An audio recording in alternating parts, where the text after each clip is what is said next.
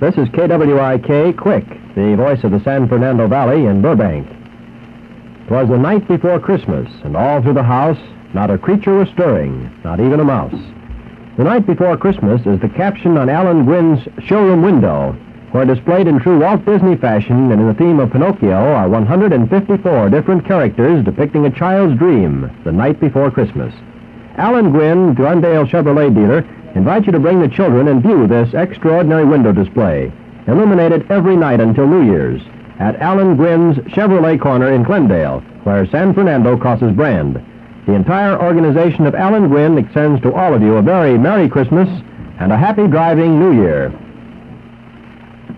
Bob Colby reporting. The Valley Times on the air brings you the latest up-to-the-minute news, compiled and edited in the KWIK News Bureau from the services of the United Press and the Valley Times.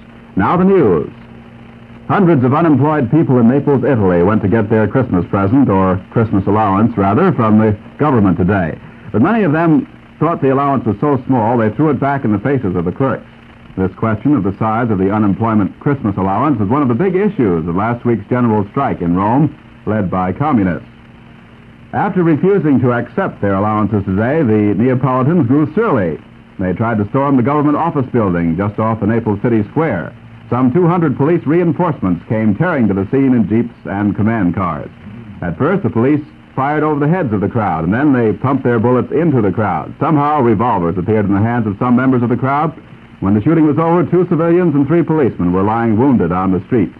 There were other developments in Italy, too. Pope Pius, in a message from the Vatican, called on Catholics of the world to pray for peace.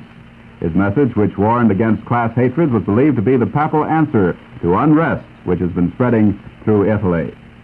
Well, that unrest got another impetus during the day. Some 300,000 workers in the Italian food industry began their long-expected nationwide strike.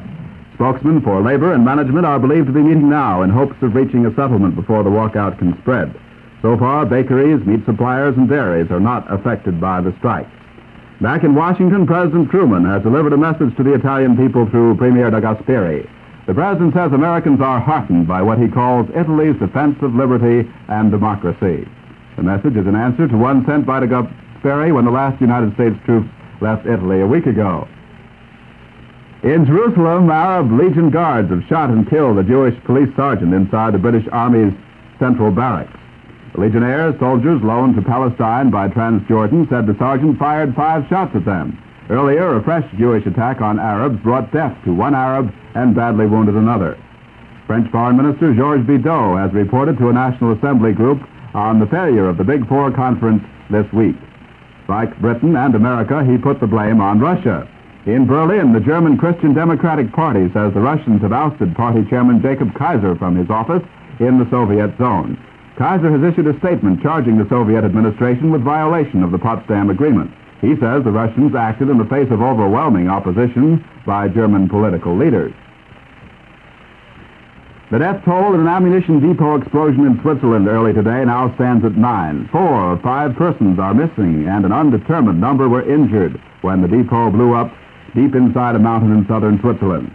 The blast spewed boulders, bombs, hand grenades, and hot shells throughout Canderdale Valley, wrecking scores of houses and a railroad station. The Chinese embassy in Washington says a Chinese general visiting this country has been ordered to return to Nanking for criticizing General S.M.O. Chiang Kai-shek.